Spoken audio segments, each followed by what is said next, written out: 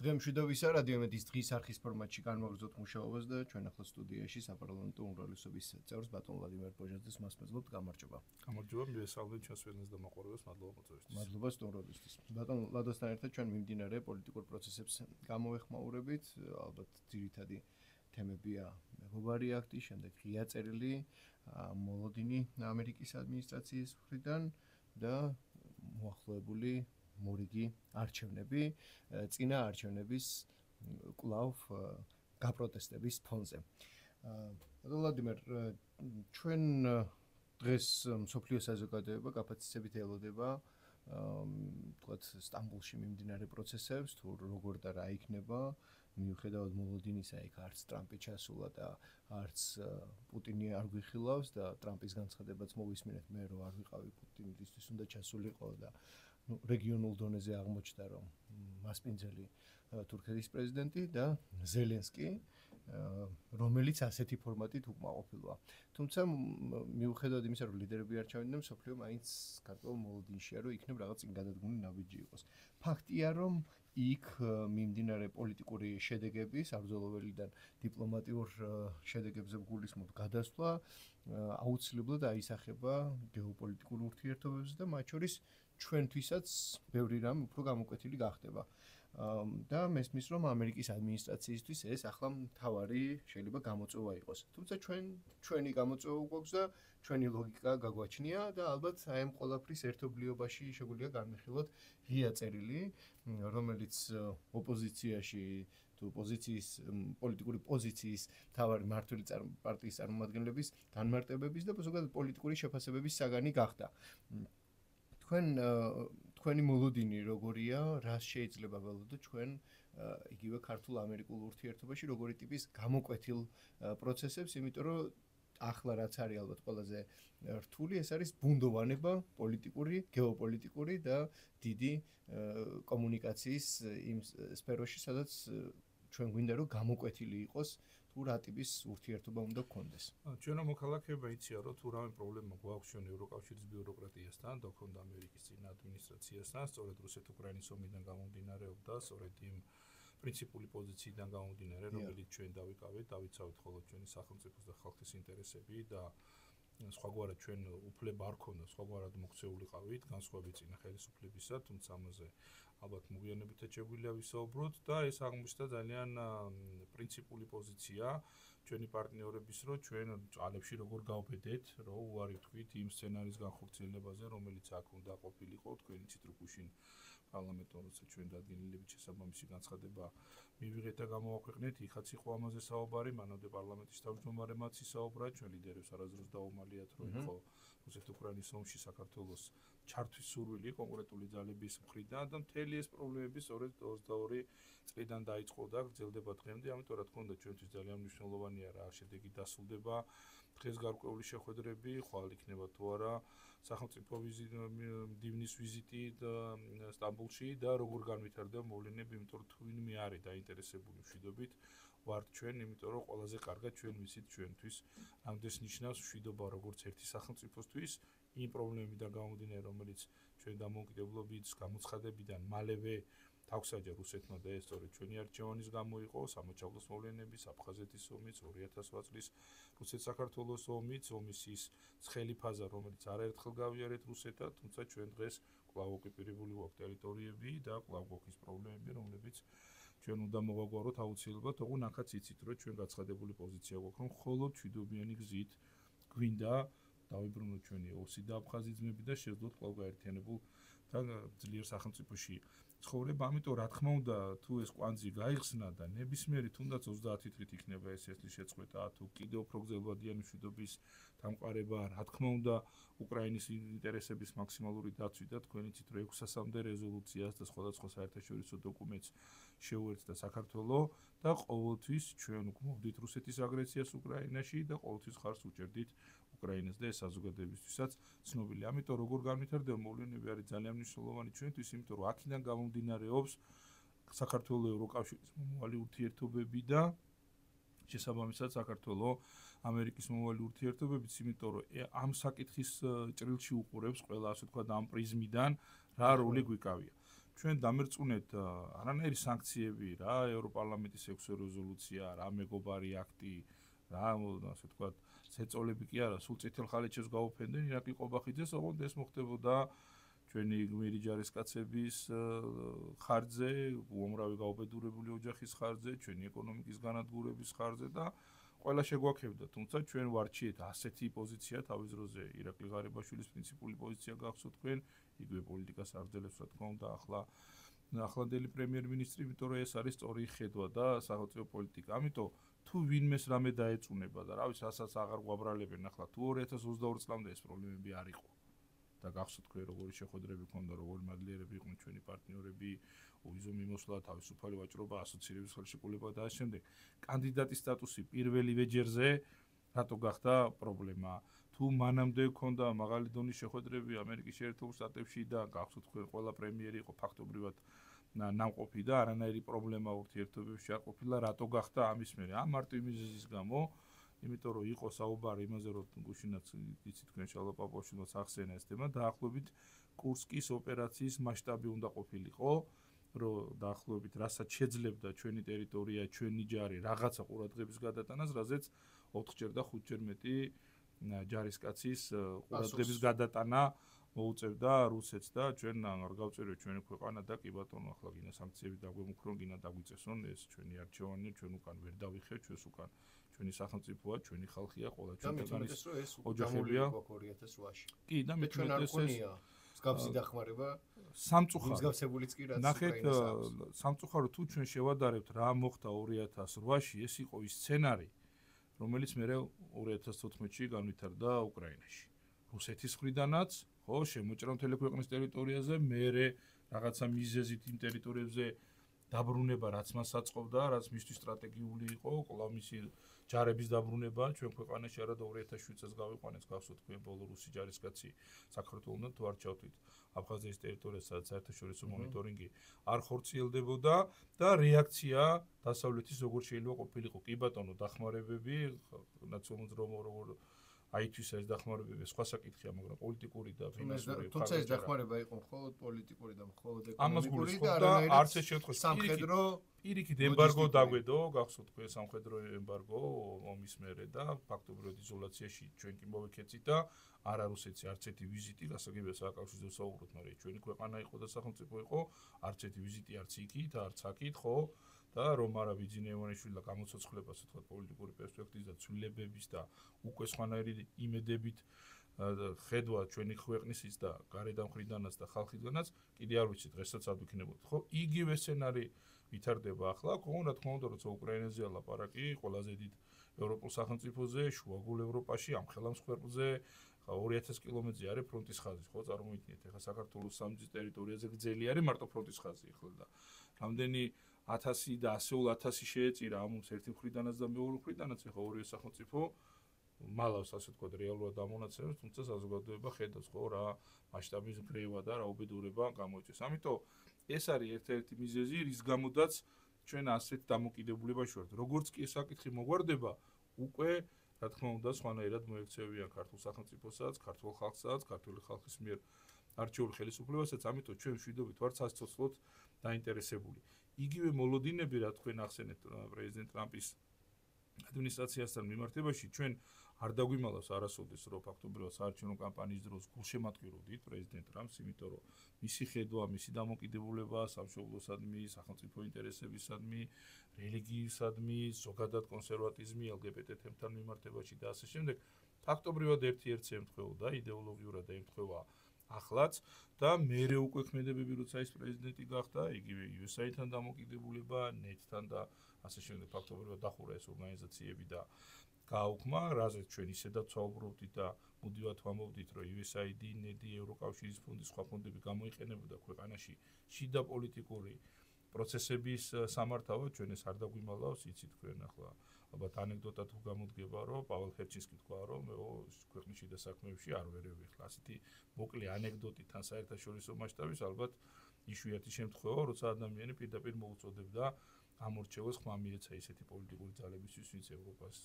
ორბიტაზე დაგვაბრუნებდა და ასე შემდეგ. ესეც რა თქმა უნდა ჩვენმა საზოგადოება მიცის, მაგრამ საზოგადოება ხო კითხულობს, რატო დგას ღირს წესრიგში ამდენი წელია ეს პრობლემები? როცა ეს ხელისუფლება ჩვენ 2022-ში ხარ მოსულა, ხო? 12-ში, 13-ში, 14-ში და ასე შემდეგ ყველა არჩევნები მეათე საიუბილეო არჩევნები იქნება, ახლა იცით თქვენ, რომელიც ასე გვინდა რომ გავიმარჯვოთ, ამიტომ შვიდობა ჩვენთვის არის ძალიან მნიშვნელოვანი და მე როგორც კი ეს საკითხი მოგვარდება, მე აღმოჩნდება რომ ჩვენ ისევ ვართ კანდიდატ სახელმწიფოების შორის ყველაზე კარგად მომზადებული სახელმწიფო ამ ეტაპისთვის 2030 წლისთვის ჩვენ ვიქნებით ყველაზე კარგად მომზადებული კანდიდატი სახელმწიფო. აღმოჩნდება რომ საერთაშორისო რეიტინგებში კი ბატონო დაწინაურებულები ვართ, აგერ ბიუჯეტის ღია ბიუჯეტის ინდექსი, აგერ კორუფციის ინდექსი, სახელმწიფო მართლობა, დღეს მოსამართლეების დღე არის და მინდა მიულოთ ყველა მოსამართლეს ვიცხოლოთ კანონს და საკუთარ შინაგან გადაწყვეტილებებს ეხმიანება და ასეთი ბევრია და მადლობა რომ ჩვენ სულიად სხვაგვარი სასამართლო სისტემა გვაქვს ვიდრე ქონდა 2012 წლამდე. ამაში რა თქმა უნდა ხელისუფლებამ თავისი წვლილი შეიტანა კანონმდებლობით, რეფორმებით, მაგრამ სისტემა რომელიც გათავისუფლდა ასე თქვა პოლიტიკური გავლენებისგან, ხედავთ უკვე როგორ გადაწყვეტილებებს იღებს და ესეც მათ შორის ამის პასუხია სტრასბურგის სასამართლოების გადაწყვეტილებები, მათ შორის საქართველოში მიღებულ სასამართლო გადაწყვეტილებებზე, თვითონ საზოგადოების დამოკიდებულება და ასე შემდეგ. ამიტომ რა იქნება რუსეთ-უკრაინის ომთან მიმართებაში, რა იქნება რეგიონში ჩვენც არის ძალიან მნიშვნელოვანი. ბატონო, ის რომ თქვათ ტრამპის პოლიტიკური ფასეულობა კონცეფციური ასე ვთქვათ ემთხვევა თქვენი მმართველი პარტიის ხედვას და ზოგადად კონსერვატიული მიმართულების სახელმწიფოთა მმართველ პოლიტიკურ ელიტას ეს გასაგებია და ამიტომაც იყო თქვათ აქ მოლოდინიც რომ ტრამპის ადმინისტრაციის მხრიდან სხვა აქტივობა იქნებოდა, მით უმეტეს მანამდე ჩვენ ვიცით არაერთხელ უსაუბრიათ თქვენ კოლეგებს თქვათ იმ ლიბერალური ძალების მხრიდან ზემოქმედების მექანიზმებსა და საშუალებებზე, რომელიც კიდევ უფრო განხილვადი და ხილული და საჯარო გახდა მას შემდეგ, რაც იგივე ცნობილი ბიზნესმენის ილონ მასკის თაოსნობით კონკრეტულმა სამსახურმა გამოააშკარავა და ასე შემდეგ. მინიმუმ USAID-ის აი მსგავსი დიდი გიგანტური ორგანიზაციის ასე ფრთებშეკვეცა, მაგრამ მაგალითად. მაგრამ თქვენ დღემდე ოპოზიცია მაინც ამას საყვედურობს და მით უმეტეს ეს მეგობარი ახთი გახდა მათი მხრიდან იმაზე აპელირების საშუალება, რომ აი კი ელოდებოდნენ, მაგრამ ტრამპისგან არაფერი არ არის და ეს ნეგატიურად აღიქმება მათი მხრიდან. მეორეს მხრივ მცირე ანალიტიკა რო გავაკეთოთ, ხო არ დაუშვებდით აი ამ ვერსიას,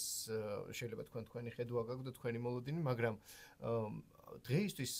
მას შემდეგ რაც ტრამპი მოვიდა ხელისუფლებაში, გასაგებია რომ ეკონომიკური ზეწოლით გლობალური სავაჭრო ომით ის ცდილობს პოზიციების მოპოვებას ამერიკისთვის და პოზიციების შერყევას ჩინეთისთვის. და აი ამ ჩინეთთან მისი მთავარ კონკურენტთან დუელში უპირველესი ღირებულება და მნიშვნელობა გააჩნია, მოცემულობა ასეთი არის, საით იქნება რუსეთი და მისი რესურსი. ჩინეთის პეკინის მხარეს თუ ამერიკის შეერთებული შტატების ვაშინგტონის მხარეს, ხო? ამიტომაც რაღაცა ასეთი შეიძლება მე ვცდები, მაგრამ დღეს იგივე პუტინის ჩასვლას როცა ელოდებოდნენ იქ, ტრამპის განცხადება მოვისმენთ, მე არ ჩავედი და რისთვის უნდა ჩასულიყო. რაღაც გონია რომ პერიოდულად უქმნის ისეთ დიპლომატიურ ფონს, რომ მის გაღიზიანებას და მასთან კომუნიკაციის გართულების მექანიზმებს კიდევ უფრო არ ქმნის, არამედ პირიქით. ხო არ შეიძლება განიხილებოდეს აი საქართველოსთან დამოკიდებულება, ანუ არც კრიტიკა არის ტრამპის მხრიდან სტრატეგიულ პარტნიორად გაფორმებულ ქვეყანასთან, არც უკრიტიკობა, არც იქით და არც აქეთ. ხომ არ განიხილავთ იმ მომენტს, რომ თქვათ გასაგებია საქართველოს რეგიონში და აქ მიმდინარე პროცესების მიმართ უზნობელობა როგორი მაღალია კრემლისა და რომ დამატებითი გართულება არ გამოიწვიოს თქვათ მასთან კომუნიკაციაში და კონკრეტულად რაღაცა შედეგის მიღწევამდე უკრაინასთან მიმართებაში, რომ საქართველოსთან ურთიერთობაზე აი ამ გლობალური მიზეზით ჯერჯერობით უბრალოდ დუმილის რეჟიმში იყოს. შეიძლება ასეთ რამ განვიხილოთ თუ არა და მეორე როგორ ფიქრობთ რა პერიოდისთვის შეიძლება რაღაცა კონკრეტული გზავნილი მივიღოთ ვაშინგტონისგან. თქვენ გახსოვთ რომ პრეზიდენტმა ტრამპმა რამდენჯერ მიახსენა ჩვენი ქვეყანა და ახსენა სწორედ რუსეთ-საქართველოს ომის ნაწილში და რამდენჯერმე გაიხსენა 2008 წელი და მათ შორის ახსენა ეს პერიოდი როცა თავად იყო პრეზიდენტი და თქვა რომ მის დროს ასე თქვა ომები არ ყოფილა და მოიყვანა სხვა პრეზიდენტების მაგალითები, რომლის დროსაც ამერიკის სტრატეგიულმა პარტნიორებმა ამ შემთხვევაში საქართველოს ტერიტორიების დაკარგა და ისეთი მხარდაჭერა არ ქონდათ სამწუხაროდ ალბათ ჩვენ შემთხვევაშიც ეს ამიტომაც მოიყვანა, ამიტომ რა თქმა უნდა ხაზგასმა და ამ კონტექსტში ხსენება შეიძლება იმას ნიშნავდეს, რომ მისმა რაღაცა ნაბიჯმა კიდე დამატებითი ესკალაცია არ გამოიწვიოს უკვე რუსეთ-საქართველოს ურთიერთობების და რაიმე საბაბი არ გაუჩინოს რუსეთს, ისი მოლოდინიც რომ იცოდეთ, რა თქმა უნდა რუსეთსაც აქვს და შეიძლება სურვილიც. იმიტომ რომ ის რაც ვერ მოახერხა 2008 წელს, იქნება ახლა მოახერხოს, ხო? იმიტომ რომ ასე მარტივად ეს საკითხები არ არის, ხო? რუსეთი ჩვენთვის ოკუპანტის სახელმწიფოა, ჩვენი ქვეყნის ტერიტორიები ოკუპირებული გვაქვს, ეს ოკუპაცია ასე ვთქვათ, რასაც ჩვენ ბორდერიზაციას ვეძახით, ფაქტობრივად ყოველდღიურად გრძელდება, ჩვენი მოქალაქეების გატაცება ეს პრობლემები ხომ არსად არ წასულა. ახლა ამ ომის ფონზე რასაც სხვა შორის იგივე ოპოზიცია, რომელიც თქვენ ახსენეთ და გავიხსენოთ, ხო, გაუშვათ მოღალისეები. თქვენ იცით, რომ არაერთი სახელმწიფოს მოქალაქე ომობს ომის მხარეს, მაგრამ არც ერთ სახელმწიფოს ეს ღია და არ უთქვამს, მეტიც არც ერთი სახელმწიფო ჩვენგან განსხვავებით არც სამხედრო პატივით არ გძალავს გარდაცვლილ ბიჭებს და ასე მეტი არის სამწუხაროდ უკვე საქართველოს მოქალაქეს და ეთნიკური ქართველიც, ვინც უკრაინაში ცხოვრობდა, მაგრამ ქართველები იყვნენ და სამწუხაროდ და ყველა მათგანი სამხედრო პატივით, ყველა ხარჯი ეს პოზიციის დაფიქსირება არა მარტო ჩვენი გმირების მიმართ, არამედ აი ამ პროცესში სადგას ჩვენი ქვეყანა, ხო? და აქედან გამომდინარე შესაძლოა ეს სიფრთხილე იყოს. თუმცა რა თქმა უნდა ეს ყველა შემთხვევაში რუსეთ-უკრაინის ომის საკითხებს უკავშირდება. თქვენ მას კი ახსენეთ და გავიხსენოთ მასკის განცხადებაც მათ შორის და პარლამენტზე შტორმის ის ცნობილი ფოტო, რომელშიც ასე ვთქვათ ნახსენები იყო, რომ სწორედ და USAID-ის დაფინანსებით ხდებოდა ამ რადიკალური ჯგუფების დაფინანსება. მარტო ჩვენთან არა, ბევრი სახელმწიფო მოიყვანა, მაგრამ ჩვენს ხაზგასმულები იყვნენ. მისი განცხადება პატრიარქთან დაკავშირებით, პატრიარქის ინიციატივასთან დაკავშირებით, ასე რომ ჩვენ რა თქმა უნდა ის რომ არ ვახსოვართ ან ტყის წესრიგში არ ვდგავთ და რაღაცა შორს ვარ და ვერ ხედავენ, ეს საკითხი რა თქმა უნდა ადგას, მაგრამ შეიძლება იყოს ის სიფრთხილე, რაზე თქვენ საუბრობდით, რომ მოდი მე გლობალურად ჯერ ეს საკითხი გადავწყვიტო, რასაც ავტომატურად მოყვება ბევრი სხვა საკითხების გადაწყვეტა. თორე ამერიკამ ყველაზე კარგად იცის, ვინ არის მისი ყველაზე მყარი, ყველაზე სტაბილური პარტნიორი ამ რეგიონში. და თუ ჩვენ ვახსენებთ მაგალითად იგივე სომხეთთან დამოკიდებულებას, აზერბაიჯანეთთან დამოკიდებულებას, ხო, ეს თავად ამერიკის და სახელმწიფოების ურთიერთობაა, თუმცა ყველა ხედავს ამ დინამიკას. იგივე ევროკავშირისთვის ვინ არის სტრატეგიული პარტნიორი, ყველაზე მეტად ხო, სომხეთთან ახლა დაიწყო ეს ურთიერთობები და ჩვენ უკვე როგორ წინ ვართ, ხო, და როგორ სამართლიანად მოვიპოვეთ ის რაც მანამდე მივიღეთ იგივე ვიზო რეჟიმი, თავისუფალი ვაჭრობა და ბევრი სხვა საკითხები და როგორ უსამართლოდ, მაგრამ მაინც შევძელით გამოგვეგლიჯა იგივე კანდიდატის სტატუსი. თუმცა ახლა უკვე შემდეგი ნაბიჯი მოლაპარაკებების გახსნა იყო და აქაც სწორედ იმის გამო, რომ წელიწადში ასე ვთქვათ, ახლა 4ჯერ და რამდენჯერმე ეს თემა არ ყოფილიყო სავაჭრო, რომ აბა ახლა გაგვიხსენით მოლაპარაკებები, არ გაგვიხსენით ეს თემაც, ამიტომ ჩავხურეთ ჩვენის მხრიდან 2028 წლამდე, თუმცა მინდა უთხრა ჩვენს მოქალაქეებს, რომ გუშინაც კი ჩვენ კონკრეტული კანონპროექტები მივიღეთ, მათ შორის აი ამ შინაგან საქმეთა სამინისტროს ინიციატივაც იცით თქვენ, რომ 18 კანონში შევიდა ცვლილება, გავამკაცრეთ ბევრ ქვეყანასთან სავიზო რეჟიმი, ქვეყნიდან გაძევების მექანიზმი, ქვეყანაში არ შემოსვლის მექანიზმი, ყველაფერი ეს ერთ-ერთზე მიყვებით ევროდირექტორებს. აღარაფერს ვლაპარაკობ გარემოს დაცვის მიმართულებით და სხვა საკითხებით. ჩვენ გვაქვს ჩვენი სახელმწიფო დოკუმენტი, ეს არის ასოცირების ხელშეკრულება და ამ საქმეს მიყვებით. იქით რა დამოკიდებულება ამას ხედავს საზოგადოება, რომ სულიად უსამართლოა, მაგრამ მე დარწმუნებული ვარ, რომ თქვენ იცით და რა თქმა უნდა ვახსენო აუცილებლად პირველი ვიცე-პრემიერის ვიზიტი ამერიკაში, მანამდე სოფლიო საერთაშორისო ორგანიზაციაში, სავალუტო ფონდში და ეს ორგანიზაციები იცით რას და მნიშვნელობის არიან ჩვენთვისაც და სოფლიოსთვისაც და შეხვედრები მათ შორის სახელმწიფო დეპარტამენტში იცით, რომ წარგზავნილი ყავს ელჩობის ახალი კანდიდატი და ვიმედოვნებთ, რომ ეს საკითხებიც მარე დარეგულირდება,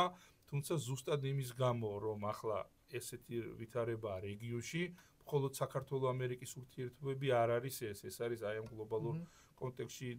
დანახული, ამიტომაც გულშემატკივრობთ ჩვენ მშვიდობას და მთავარი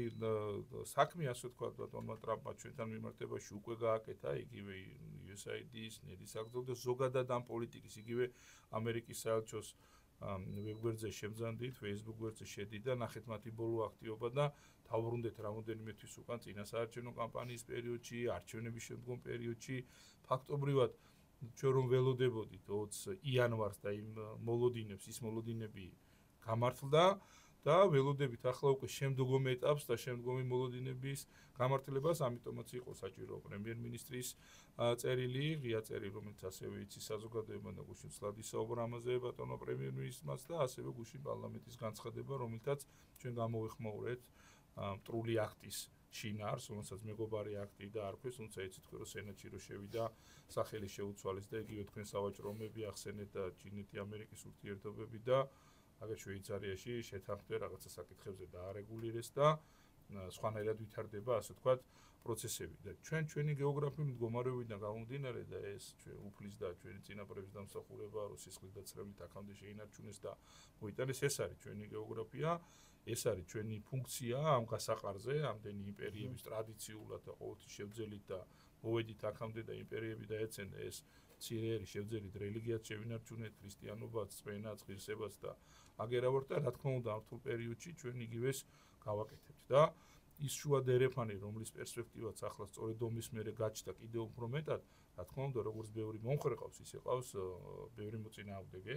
რომ საქართველოს კიდევ უფრო მეტი ფუნქცია არ შეიძინოს, იმიტომ რომ იგივე ანაკლიის სპორტი, სატრანსპორტო დერეფნის განვითარება, სარკინიგზო მიმართულებები, ეს არ არის მხოლოდ ეკონომიკური პროექტები. ეს არის პირველ რიგში უსაფრთხოების პროექტები და მინდა რომ ჩვენმა მსმენელმა და მაყურებელმა კარგად აღიქვან, რომ ერთის მხრივ ესენი მოგვიტანს არაერთ სამუშაო ადგილს, მილიონობით და მილიარდობით ინვესტიციასაც, შემოსავალსაც, მაგრამ უსაფრთხოების გარანტიებს, იმიტომ რომ სადაც ინტერესებია, იქ უფრო მეტად არის ეს ყველაფერი დაცული. კი ბატონო. გასაგებია გლობალური პოლიტიკური პროცესები მიმდინარეობს ჩვენ მასზე ზემოქმედებას ჩვენი გაბარიტებიდან გამომდინარე შეიძლება ვერ ვახერხებთ, თუმცა რეგიონში ჩვენთვის სასურველი კლიმატის შექმნა და შენარჩუნება გვინდა და ამ ყველაფერსაც თქვა დრო გვიჩვენებს, თუმცა სანამ ასე მიმდინარეობს საგარეო პროცესები, შიდა პოლიტიკური დუღილი, ასე ვთქვათ, ბოლო საპარლამენტო არჩევნების შემდეგ ასე თუ ისევ კვლავ იგრძნობა. და ჩვენ ხედავთ ისევ პროტესტის საღამოებს და ასევე მმართველი პარტიის მხრიდან ხაზგასმას იმაზე, რომ ახლა ქვეყანა დადგება მომდევნო თვითმმართველობის არჩევნების წინაშე, რომელიც შემოდგომისთვისაა დაგეგმილი. და საინტერესოა ოპოზიციონერი ცოტნე კობერიძის განცხადება, სადაც იგი ამბობს, რომ ახალი არჩევნებიც რომ წავაგოთ, პრობლემა რაღაც სხვაშია, დობის დეფიციტშია, ოპოზიცია ვერ გაიმარჯვებს. ეს მისი მხრიდან არის ეს ასეთი პოზიცია. თქვენი წარმომადგენლებიც არაერთხელ საუბრობდნენ, რომ ოპოზიციას მცირე შანსი აქვს. ამასობაში კომისია აგრძელებს მუშაობას და ბატონი ირაკლი კობახიძის განცხადებაც იყო, რომ რადიკალების პოლიტიკიდან ჩამოშორება ჩვენი გაცხადებული მიზანიაო. თუმცა ამავე დროს ჩვენ ველოდებით მორიგ არჩევნებს და ალბათ საზოგადოებაც ელოდება ახალ პოლიტიკურ ძალებს. დღეს ჩვენ ვიხილეთ, მაგალითად, პარტია ქართული ოცნების ლიდერები ჩავიდნენ აჭარაში და იქ ქართული ოცნების მთავრობის მეთაური სულხან თამაზაშვილი წარადგინეს და ასე ვთქვათ, თქვენს პარტიაშიც მიმდინარეობს რაღაც პოზიციებზე განახლება და ალბათ ესეც წინა საარჩევნო სამზადისის ნაწილი არ ვიცი. მოკლედ თუ შეიძლება ჩვენი დიალოგის ბოლო ნაწილში აი შიდა პოლიტიკური პროცესები ოპოზიციის ფლანგზე ახლა არსებული ძალების და შესაძლო ახალი პოლიტიკური ძალების პერსპექტივებზეც რო გითხრათ. ერთს ვიტყვი ვიდრე შიდა პოლიტიკაზე გადავალ, რომ ჩვენი სახელმწიფო ასეთი დამოუკიდებელი, ასეთი სუვერენული გადაწყვეტილების მიღების პროცესებზე საუბრობ, როცა გადაწყვეტილები ჩვენ ქვეყანაში მიიღება და არა ჩვენი ქვეყანაში აკრედიტირებულ საელჩოებში, არ ჩვენი ქვეყნის გარეთ და რა პროცესებიც არ უნდა განვითარდეს, ჩვენო მოქალაქეება გვინდა იცოდეთ, რომ ჩვენ ყოველთვის დავიცავთ ჩვენი სახელმწიფოს და ხალხის ინტერესებს, ჩვენ შეიძლება როგორც გვიბრძანეთ ამ პროცესებზე გავლენა ვერ მოვახდინოთ, მაგრამ არ დაუშვებთ, რომ ამის ხარჯზე დაზიანდეს ან ჩვენი სახელმწიფო ან ჩვენი ხალხი. რაც შეეხება შიდა პოლიტიკას, რა თქმა უნდა, ჩვენ დავიწყეთ წადება თვითმმართველობის არჩევნებისთვის, ვაპირებთ მე-10 საიუბილეო გამარჯვებას ქართულ ხალხთან ერთად, ვაპირებთ 4 ოქტომბერს 64 მუნიციპალიტეტში კიდევ ერთხელ ვთხოვოთ ჩვენს მოქალაქეებს, ჩვენი პოლიტიკური გუნდის ხარდაჭერა, ჩავაბაროთ ერთგვარი ანგარიში, რა გაკეთდა თვითმმართველობის მიმართულებითად 4 წლის განმავლობაში, როგორ გაიზარდა თვითმმართველობის ბიუჯეტი, უფლებამოსილებები, ინფრასტრუქტურული პროექტები, ბაღების შენებლობა, სკოლები და ბევრი სხვა მართლაც სოფლის მეურნეობის მიმართულებით და ყველა ის სიკეთეები, რაც ყველა ადგილზე უნდა იგრძნოს და პროექტები კიდე რომელსაც ჩვენ ვაპირებთ მომავალი 4 წლის განმავლობაში ამ მიმართულებით და მეორე მხრივ, რა თქმა უნდა, შიდა მზადება, გულისხმობ კონსულტაციებს მერობის კანდიდატებთან დაკავშირებით, მაჟორიტარების კანდიდატებთან დაკავშირებით, ცის კანდიდატების დაკავშირებით, დღესაც იცით თქვენ რომ წარდგენილი იქნა აჭარის რეგიონალური ორგანიზაციის ხელმძღვანელი, კიდევ ერთხელ მინდა ბატონ თორნიკეს მადლობა გადაუხადო, თუმცა ის თავრობის თავმჯდომარესთან ერთად იყო ასევე იცით თქვენ პარტიის თავმჯდომარე და როცა მან განცხადება გააკეთა, ასე ვთქვათ, აქტიური პოლიტიკიდან ამ ეტაპზე წავიდა მეორე პარტიული თანამდებობაც დატოვა და განახდა პოლიცსაბჭო იცით თქვენ და ალბათ სულხანი ჩაერთო უკვე პოლიცსაბჭოშიც როგორც იმ პორტიდან და ახლა უკვე მიყვებით ამ პროცესებს და რა თქმა უნდა პრემიერი ყველა რეგიონში ჩავა, საპარლამენტო გუნდი და ძალიან აქტიურ საარჩევნო კამპანიას დავიწყეთ მიუხედავად იმისა, რაც გადაწყვეტს და რას იზამს ოპოზიცია. ოპოზიციამ ყველაზე კარგად იცის რა და როგორ მოხდა 26 ოქტომბერს, თუმცა ის რომ მათ ჯამში 38% ხმების აიღეს, ის რომ მათ საკუთარი ამორჩეველი ყავთ, ეს ხო ცნობილი ამბავია და ფაქტია და ჩვენ არასდროს დაგვიმალავს ხო თვითონ აჩენდნენ ყველა არჩევნებზე იმის მოლუდისო თითქოს არჩევნებს მოიგებდნენ, წააგებდნენ და მე ამბობდნენ რომ აყავდა 26 ოქტომბერსაც, ნახეთ აგე როდესაც უბნები რომ დაიხურა, შამპანურები გახსნეს და გამარჯვება მიულოცეს ერთმანეთს და ჩვენ დამარცხებულად გამოგვაცხადეს 15 წუთში და 20 წუთში როგორც კი ამოიბიძა წინასწარი შედეგები, გადადეს შამპანური გვერდზე და დაიწყეს იმაზე საუბარი, რომ თითქოს არჩევნები გაყავდა. 6 თვეზე მეტი გავიდა არჩევნებიდან და ერთი მტკიცებულება გარდა იმისა, რომ თუ რაღაცა მილანმა გაჟურნა არ წარმოუდგენიათ და ის კადრები, რასაც ბელანთან დაკავშირებით საზოგადოება უყურებს, არის უკვე შემდგომი ეტაპი, როცა ხმების ხელი დათვლა დაიწყო, წინასწარი შედეგების მერე და იცით რომ ერთ-ერთზე დაემთხვა და 3200-მდე უქმი დაიწერა, რომელსაც 8 ოპოზიციის პარტიის წევრმა მოაწერა ხელი და მარტო 7 აქვს 7 განსხვავებული აზრი დაფიქსირებული. თუმცა ეს საზოგადოება უკვე იცის, იმიტომაც მიდის ნელ-ნელა ეს პროტესტი, ასე ვთქვათ, დასასრულისკენ, იმიტომ რომ კიდევ ერთხელ მოატყუეს საკუთარი ამორჩეველი პირველ რიგში, ჩვენ კი არ წავაგეთ, აგერ გააყალბეს და მტკიცებულებები არ არის. თუმცა ოპოზიცია მზადება არჩევნებისთვის დაწყებული აქვს. თქვენც ამას ხედავთ, მე არაფერს საიდუმლო ინფორმაციას არ ვამჟღავნებ, ჩართეთ რადიო, ტელევიზორი, ნახავთ ხო რეგიონებში ჩადიან, ტრენინგები დაიწყეს, რაღაცა შეხვედრები, მემზადები საპარლამენტო არჩევნებისთვის, საპარლამენტო არჩევნები არის 2028 წელს. თუ ასე ადრე ემზადებია, ცუდი არ არის, კი ბატონო, იქნება რაღაც უკეთესი შედეგი დადო 3 წელი წინავთ, მაგრამ ფაქტია, რომ აგერ 4 ოქტომბერს ადგილობრივი თვითმმართველობის არჩევნებია და თუ მიიღებენ მონაწილეობას იქნება კარგი ჩვენთვისაც, მათთვისაც, საზოგადოებისთვისაც. და თქვენ იცით რომ იგივე კომისია როცა ახსენეთ, ჩვენი გაცხადებული მიზანია და ეს არ დაგვიმალავს, ეს ხო ჩვენ წინა საარჩევნო დაპირება კომისია შეიქმნა და დღესაც ნახეთ თქვენ ალბათ ის ძიმე ისტორიები, რომელსაც ადამიანები პირდაპირ ეთერში ყვებიან და შეიძლება ისტორიები ჩვენ ვიცით, ვინცა ჩართული ვიყავით ამ პროცესებში, მაშინ ოპოზიციაში ვიყავით, მედიაში ვხედავთ, თუმცა შეიძლება საზოგადოებას შეხსენება ჭირდება მინიმუმ ამ ხელოვნებობა მოუტანეს, ხო? ანის დეტალები ახლა ბევრი ნამდვილად ისეთი მძიმე არის მოსასმენად რა მეც და ბევრმა ადამიანმა შეიძლება არც იცოდეს ხო პირდაპირ ადამიანური ოჯახური ტრაგედიები როგორ გაანადგურეს ოჯახები ყველა შურსო დაგიჭერენ და ხმარს ახლა მეტი რაღა უნდა გაკეთო. ამით თუმცა ეს არჩევნებამდე არ მოესწრება, ფიზიკურად არ მოესწრება და ამაში უნდა გვაპატიოს ჩვენმა ამორჩეველმა და მხარდამჭერებმა, იმიტომ რომ კომისია მოითხოვა უფლებამოსილების ვადის გახანგრძლივება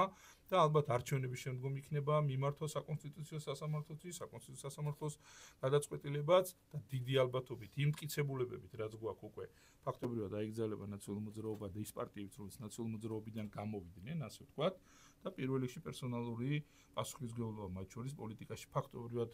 აკრძალვა მონაწილეობის, ამიტომ ამ თავისთავად უნდა გაუხსნა სხვა ოპოზიციურ პოლიტიკურ პარტიებს, გზა თქვენც ნაციონალური მოძრაობა ყველაფერს აკეთებდა თავის სამოქალაქო სექტორით, მართვადი მედიებით, რომ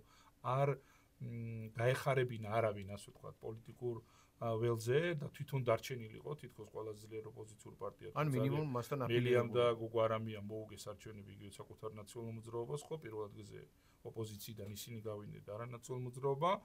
ამიტომ თუ გამოჩნდებიან ახალი ჯანსაღი ძალები, იქნება კარგი, იმიტომ რომ ოპონირება ჭირდება ჩვენ პარლამენტშიც.